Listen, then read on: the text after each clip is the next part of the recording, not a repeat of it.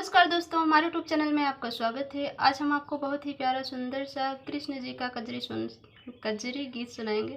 यह गीत आपको कैसा लगे, जैसा भी हो अपनी राय कमेंट में जरूर देना।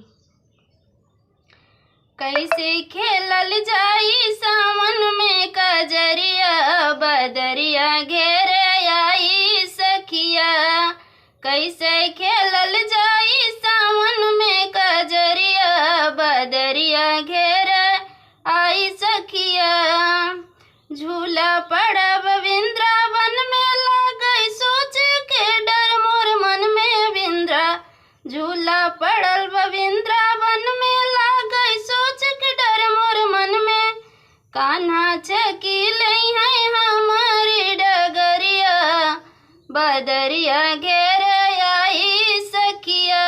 कान्हा छकी लई है हमारी डगरिया, बदरिया घेरे आई सखिया। कैसे खेलल जाई सावन में कजरिया, बदरिया घेरे आई सखिया।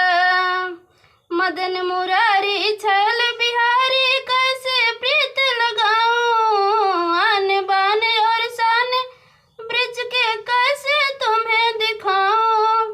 मैं तो फंस गई आके कान्हा के नगरिया, बदरिया घेरे आई सखिया। मैं तो फंस गई आके कान्हा के नगरिया, बदरिया घेरे आई सखिया।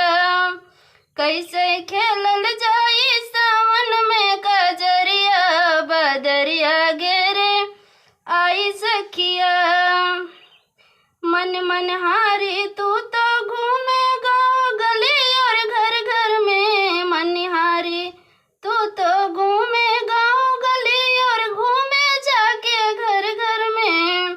छल से छलिया छल न पाए, ध्यान रहे मोर मन में। पकड़े गोर कलाई छोड़े ना समरिया, बदरिया घेरे आई सखिया। पकड़े गोर कलाई छोड़े ना समरिया, बदरिया घेरे आई सखिया। कैसे खेलल जाई